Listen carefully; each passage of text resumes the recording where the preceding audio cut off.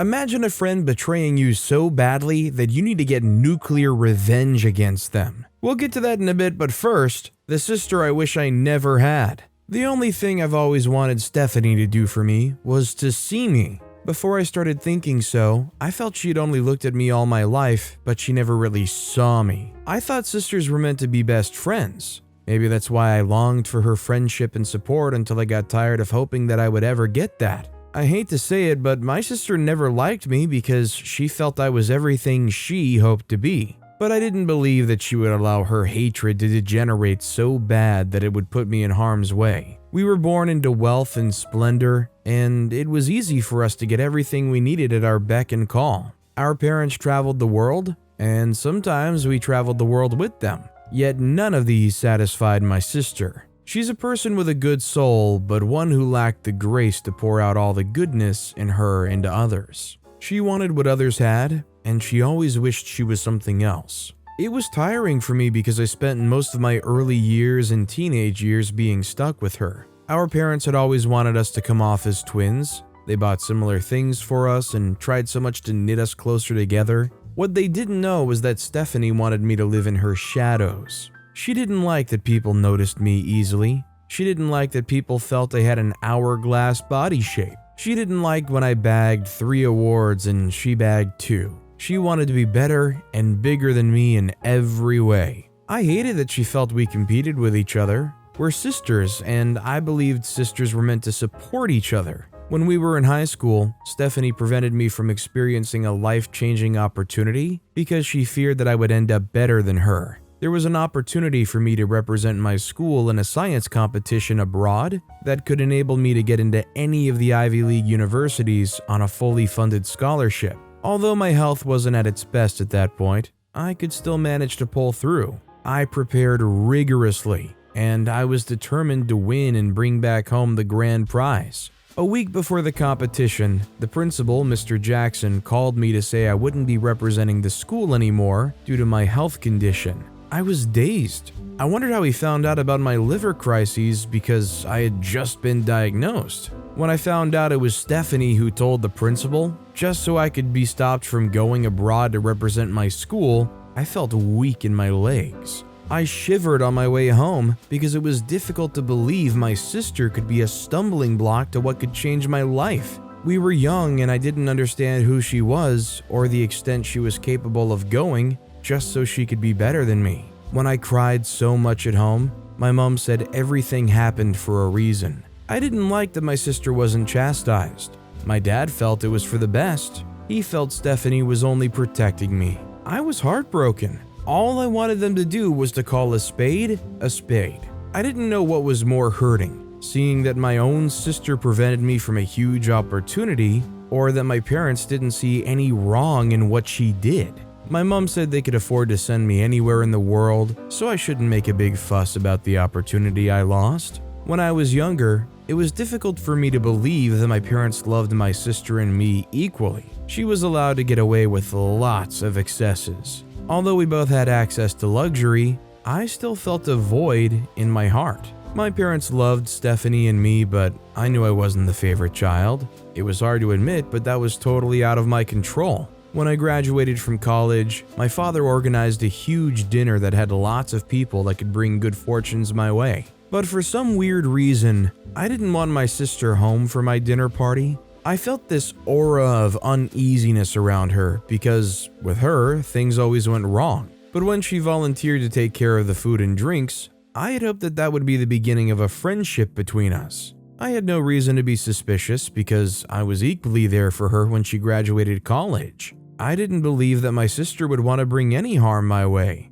I thought we've outgrown unnecessary pranks. I expected everything to be perfect for my dinner night. I was detailed enough about everything I wanted, and my parents lavished me with the necessary things needed. I was in a big mood as I looked forward to having some of my friends around. The guests began to confirm their presence with cute smiles and well wishes to me, for the night was about me. But the night gradually became about Stephanie when she was nowhere to be found. Everything was going on well, except that the guests had not had their first course meal. As I went around to shake hands and have both deep and light conversations with people, It became obvious that the guests needed something to cool off. Even the wines were limited in supply. At this point, I began to worry. I called Stephanie several times, and when she finally answered the call, she sounded drunk. Why on earth would Stephanie get drunk on that day despite the responsibilities she had? When she showed up, her dress was overly skimpy and casual. She had no makeup on and she didn't look dinner ready. Stephanie was expected to make sure everyone was well fed. And how was she supposed to pull that off if she looked like a passerby? I was running out of patience. I just wanted my parents' guests and mine that flew in from all over to have something in their mouths as soon as I saw Stephanie. She had ordered the desserts to be brought in, and I was shocked to see Twinkies. Gosh, that was not what we agreed on, and who treats people to one of the unhealthiest snack treats? What about the raw oysters she presented to the guests? Many of them began to look pale and sickly before they tasted the food. At this point, I was almost helpless. I wondered why she switched the menus and why she followed her ideas instead. It was obvious that she planned to ruin one of the most important days of my life. What's a good dinner without good food? I didn't like the look on my mother's face, and I simply avoided my father. I wondered why they wouldn't see the truth in everything that was happening. I felt puzzled that no one had seen that none of the things that went wrong was my fault. I hated that look my mother gave me, and I just wanted the dinner to be over. My sister went around trying to be a good person and apologized for the bad food. She made insensitive comments about me. Comments like, she doesn't understand how things work, and she can barely execute tasks by herself. Got the guests looking at me some type of way.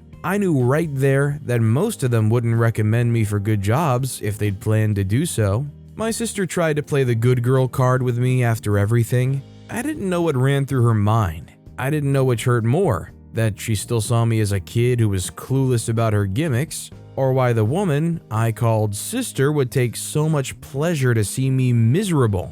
I remember when I was to leave for college, she felt awful that I was able to get into Princeton while she wasn't able to. So she had used a great deal of energy trying to prove that I was only able to get into Princeton by sheer luck, and not because I was smarter than her. It was obvious that no matter how hard I tried to be a good sister to Stephanie, she would never be the same to me. Despite what was obvious to me, I fought so hard to find friendship and security with my sister, and to be half of what Stephanie was to my parents. But I knew I had to give up on all of that when Stephanie ruined my dinner party while my parents simply watched. I made up my mind not to suffer alone this time. I didn't much talk about the tricks she pulled off at the dinner party, but I knew I couldn't forgive her for turning me away from good fortune. I knew how important the art exhibitions she had spent several months planning were to her. She was one of the greatest artists I have ever seen, and I took pride in her talent. Before she left New York for Los Angeles, she had raved so much about her upcoming art exhibitions and what they would do to her career.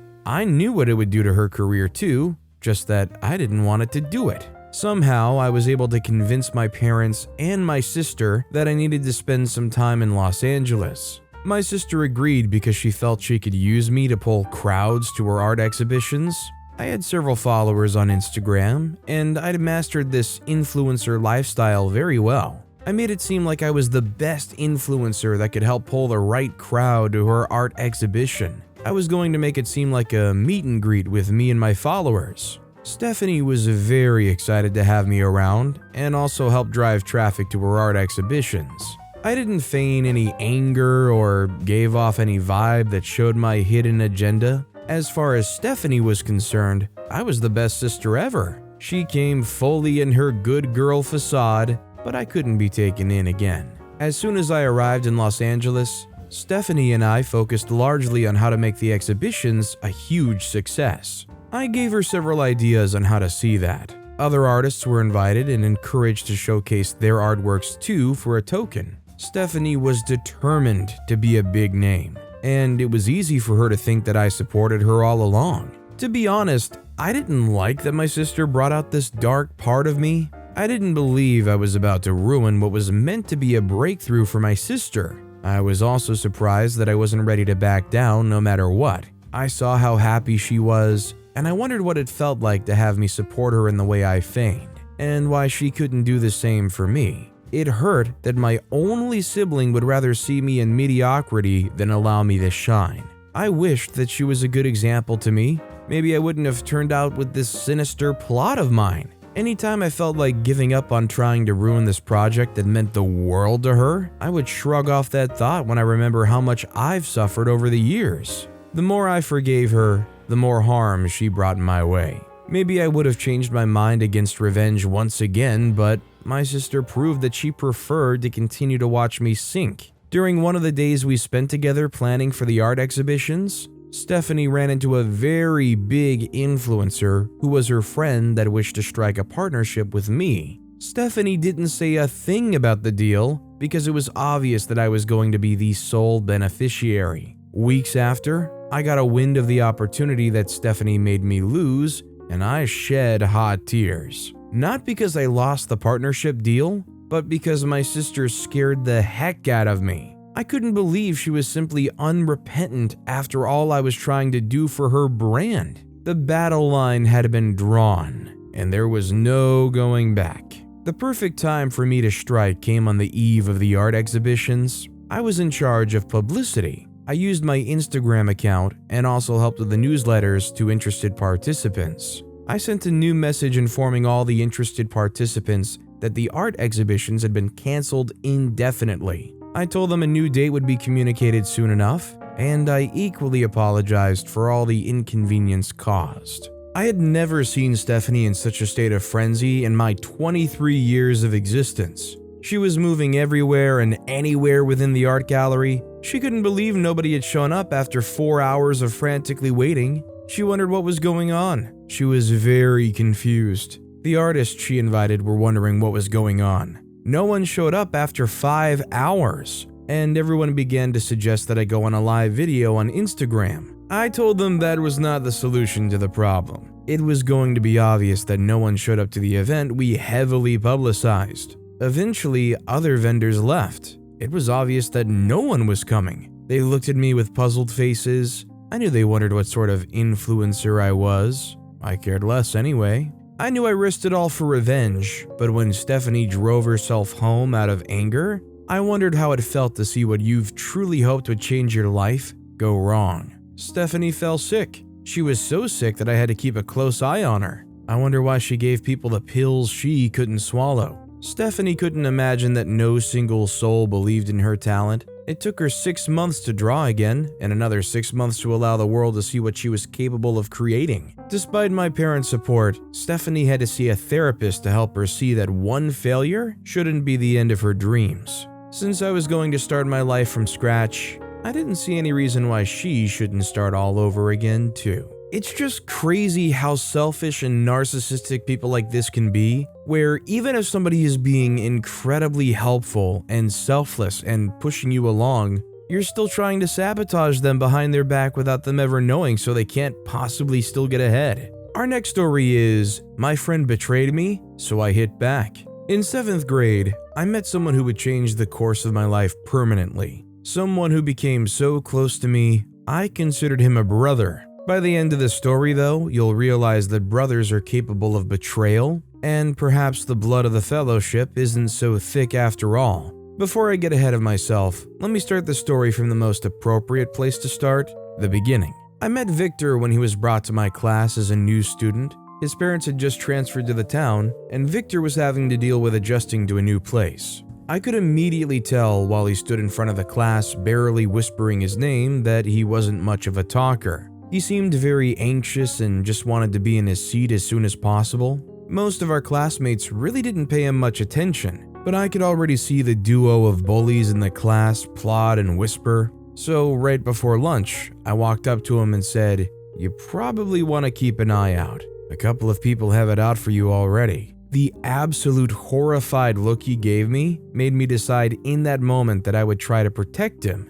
So I told him we could have lunch together. See, I had a bit of a reputation for having a short fuse and fast hands, so not many people would dare to mess with me. While we ate, Victor talked to me about his family, his dog, and his Lego collection. It was clear he felt safe in my company, and I was perhaps the only one in the whole school he trusted up to that point. I found out he lived just a few blocks away from my home, so I invited him over after school the next day. He said he wasn't sure his parents would permit him, but he'd ask regardless. We walked home together, and that was the start of a friendship as strong as Gorilla Glue. Victor was extremely intelligent but neurodivergent. He was autistic, and social relations were not in any way his strong suit. However, science and gaming were, and so we had a sort of an arrangement. In public, I was his mouthpiece. I helped him talk to people, while he just sort of watched and would sometimes pipe in when I missed a particular detail.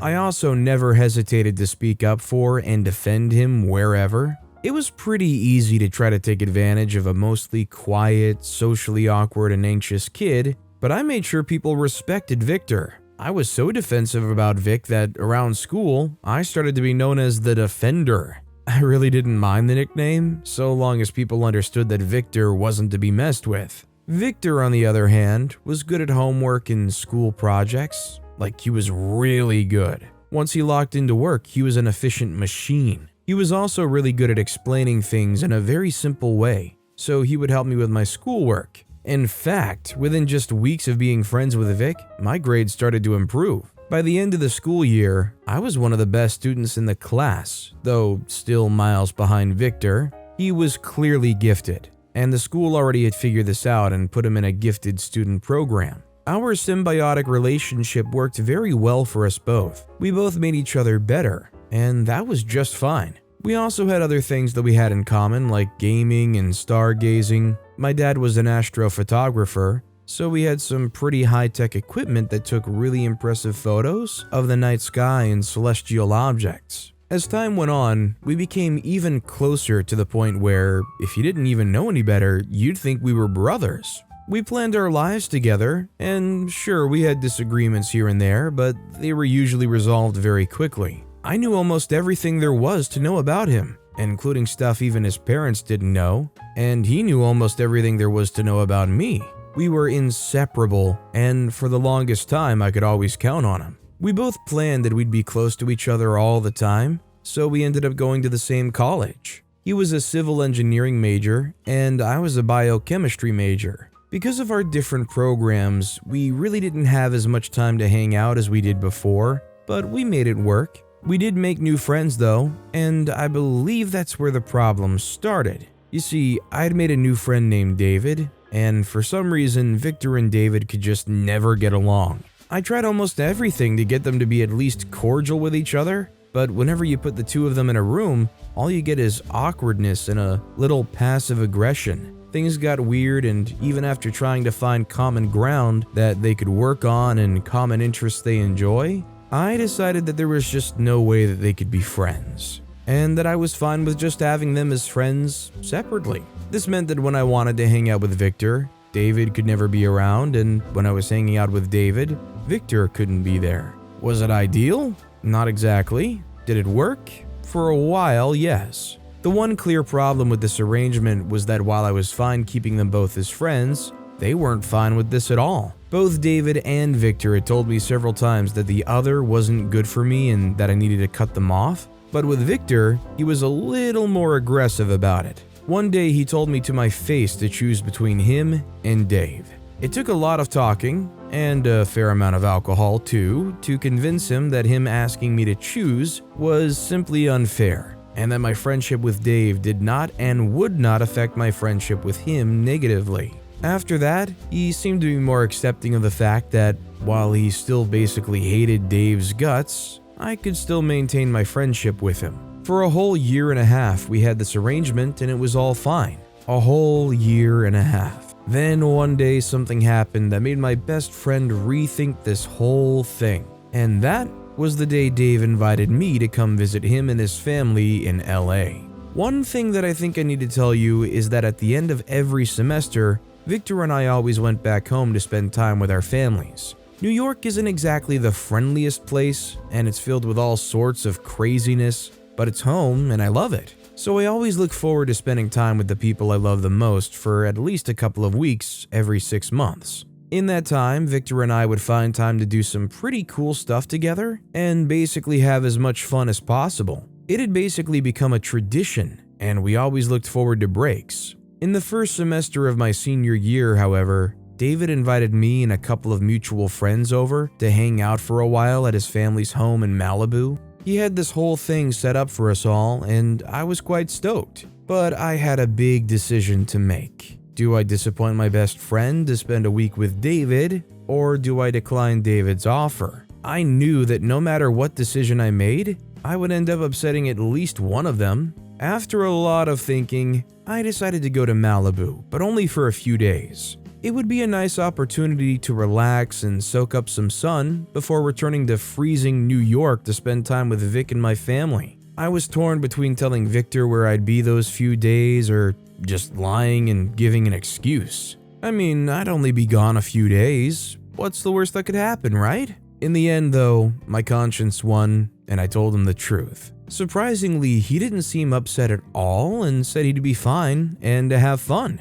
I breathed a sigh of relief and admitted that I was scared he'd be upset. He laughed and told me we were fine. If I was aware of what was about to happen, I probably would have just lied. I went over to Dave's and it was honestly quite fun. It had me wondering why I hadn't been to LA sooner. I mean, sure, there were crazy people in LA, but I'm from perhaps the crazy capital of the world, so I really didn't have much of an issue. Dave really wasn't joking about going all out. He used his parents' connections in Hollywood to get us into the most epic, most amazing parties, and we generally had a swell time. I also got to meet his sister and we hit it off very well. I had so much fun, I canceled returning home early and spent the whole week at Dave's. I made sure to call Vic and explain though, and he seemed just fine with it. After an amazing week, I returned to New York, where Vic and I carried on with our plans. Things were good and I had no reason to suspect that anything was off. It wasn't until I returned to school that I started noticing a little bit of weirdness, but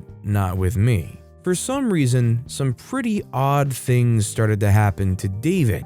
For one, there was the issue of the pot photo. See, I took a lot of photos while we were in LA, and some of the photos were of us at the parties we attended. I was careful to keep certain photos out of social media, and the photo of David smoking a joint that was now seemingly everywhere on campus was one of those photos. It was so bad that I actually saw posters of the photo right in front of the dean's office. Whoever it was that released that photo had it out specifically for Dave, and it was hard to watch it all unfold, especially because I knew that I was the one who took that photo. Thankfully though, it all blew over after Dave faced the school's administration, and they came to the conclusion that since he hadn't been smoking on school property, no grave misdeed had been done. But just as we thought that was the end of it, another even weirder thing happened. One day, a rumor started to spread about Dave and I. A rumor that was as absurd as it was scary. A voice recording had started to spread in which a distorted voice was claiming